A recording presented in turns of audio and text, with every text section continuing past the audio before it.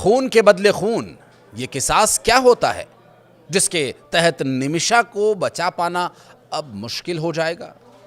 क्या शरिया कानून निमिषा के लिए माफी लाएगा या मुसीबत, मौत का फंदा? ये सभी सवाल क्या थोड़ी सी राहत के बाद आने वाली है कोई बड़ी आफत? इन्हीं सवालों का जवाब तलाशने की कोशिश करेंगे इस वीडियो के अंदर। बने रहेगा अंत तक हमारे साथ। नमस्कार, मैं हूं आशीष त्रिपाठी और यमन की जेल में सजा काट रही केरल की नर्स निमिषा प्रिया की फांसी को लेकर एक दिन पहले भले ही थोड़ी राहत की खबर आई हो, उसे बचाए जाने के प्रयासों में एक कदम आगे बढ़ता हुआ दिखाई दे रहा हो, लेकिन अब ये आस भी टूटती नजर आ रही है, क्योंकि अब बात किसास की है। जी हां, 16 जुलाई को होने वाली फांसी को तो टाल दिया गया, लेकिन अब पीड़ित परिवार ने जो शर्त रखी है उसने माहौल को और तनावपूर्ण बना दिया है। दरअसल यमनी नागरिक तलाल अब्दो मेहदी के परिजनों ने दो टूक कह दिया कि वो अल्लाह का किसास कानून के अलावा और कुछ नहीं मानेंगे, यानी खून का बदला खून। अब सवाल ये उठता है कि क्या वाकई निमिषा को मौत की सजा से कोई माफी नहीं मिलेगी? और आखिर ये किसास कानून है क्या? इतने विवादों में है। इस्लामिक शरीयत कानून की एक मूल अवधारणा है जो ये कहती है कि अगर किसी ने जान ली है तो उसके बदले उसकी भी जान ली जा सकती है, यानी सजा होनी चाहिए वैसी जैसा अपराध था। इसे बराबरी का जवाब कहा जाता है, यानी अगर दुश्मन कोई हमला करता है तो ठीक वैसे ही ताकत और उसी तरीके से उसे जवाब दिया जाए, न ज़्यादा न कम, बिल्कुल संतुलित बदला। कुरान पाक के सूरह अल बकरा में इसका जिक्र मिलता है और ये कानून सिर्फ बदला लेने का नहीं बल्कि न्याय का एक तरीका माना जाता है शरीयत के हिसाब से।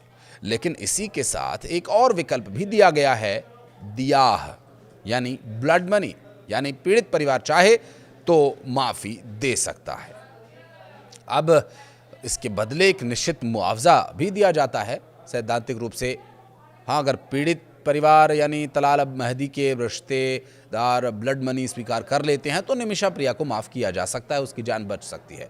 भारत से गए एक धर्मगुरु ग्रैंड मुफ्ती कंथापुरम एपी अबू बकर मुसलियार ने भी यमन के धर्मगुरुओं से बातचीत की और फिलहाल फांसी को कुछ समय के लिए टाल दिया गया है। लेकिन अब जो घटनाक्रम सामने आ रहा है वो और भी खतरनाक संकेत दे रहा है। तलाल मेहदी के भाई अब्दुल फत्ताह मेहदी ने अपनी बात में कहा कि हम सिर्फ अल्लाह का किसास कानून चाहते हैं। अब ये किसास जो निमिषा की रोक सकता है सांस, माफ़ी का सवाल नहीं उठता। उनके मुताबिक न सिर्फ उनका भाई बेरहमी से मारा गया बल्कि पिछले 7 साल से वो लगातार मानसिक रूप से भी यातनाएं झेल रहा था। भारत सरकार ने इस मामले में राजनयिक स्तर पर प्रयास किए हैं और साथ ही कई सामाजिक संस्थाएं और वकीलों की टीम भी यमन में सक्रिय है और हाल ही में ग्रैंड मुफ्ती के हस्तक्षेप से कुछ राहत जरूर मिली है। लेकिन जब पीड़ित परिवार खुद सामने आया और किसास की मांग करने लगा तो स्थिति और ज्यादा नाजुक हो गई। ये सिर्फ एक कानूनी मामला नहीं है बल्कि अब धार्मिक और भावनात्मक मुद्दा भी बन चुका है। इसमें शरिया का कानून आ चुका है। निमिषा के द्वारा किया गया कृत्य, भले ही उसके पीछे उसे अपने आप को बचाने की मंशा हो, लेकिन क्या वहां शरिया लगाया जाएगा? क्या कहता है शरिया इसके बारे में? अगर आपको पता है तो कमेंट सेक्शन में बताइएगा कि जो निमिषा के साथ वहां हुआ, उसके पार्टनर ने पार्टनरशिप के नाम पर जो उसके साथ किया, क्या ये उचित माना जाएगा शरिया में?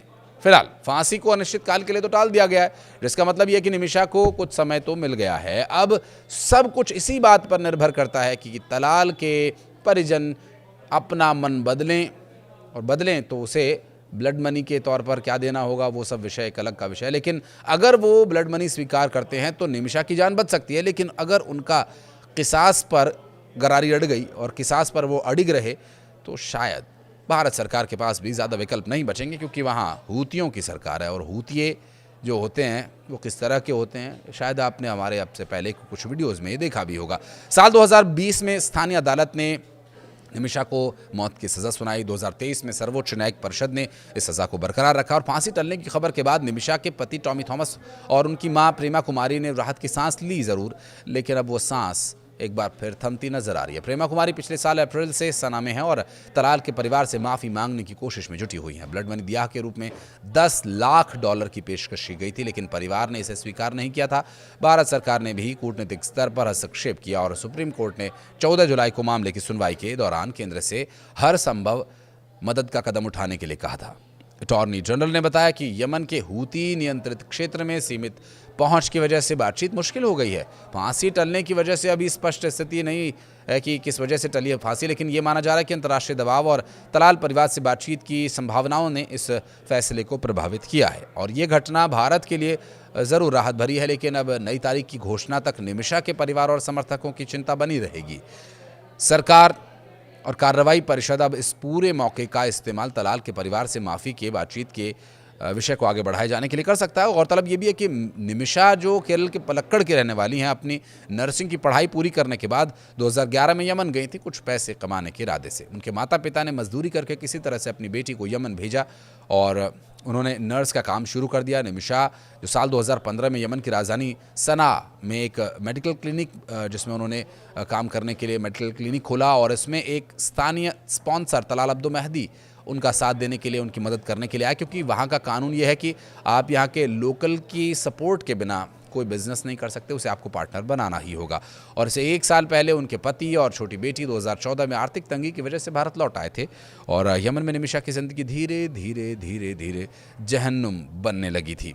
यमन में उनकी ज़िंदगी भयावह हो गई थी और इसके बाद उन्होंने अपनी ज़िंदगी को अंधेरे से बचाने के लिए जो किया उसकी सज़ा अभी वो भुगत रही हैं और उनका परिवार भी।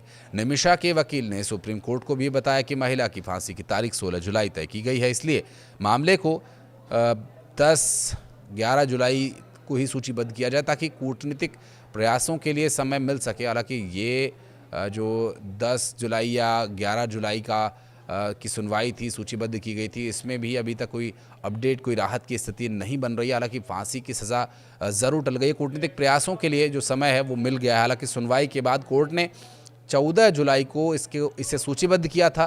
फिर इस मामले में अब आगे जो सुनवाई हुई 14 तारीख को, उसमें भी कोई अपडेट ऐसा नहीं आया। ना तो परिवार ब्लड मनी के लिए माना और ना ही फांसी को आगे मुकर्रर करने के लिए कोई डेट दी गई। संवेदनशील ये मामला हो चुका है, ऐसे में निमिषा प्रिय की फांसी अब किसी तरह से रोकी जाए, उनको जो सज़ाए मौत दी जानी है उस पर भारत की भी नज़र है। विदेश मंत्रालय निमिषा की सज़ा को रोकने की या कम करने की हर संभव कोशिश भी कर रहा है और इन प्रयासों का सफल होना कब तक संभव होगा ये तो कह पाना मुश्किल है, लेकिन शरीयत के हिसाब से किसास या दिया, ये आप चुनकर बताइए अपने विवेक के अनुसार। क्या कहना चाहते हैं? कमेंट सेक्शन आपके लिए खुला हुआ है हमेशा। धन्यवाद।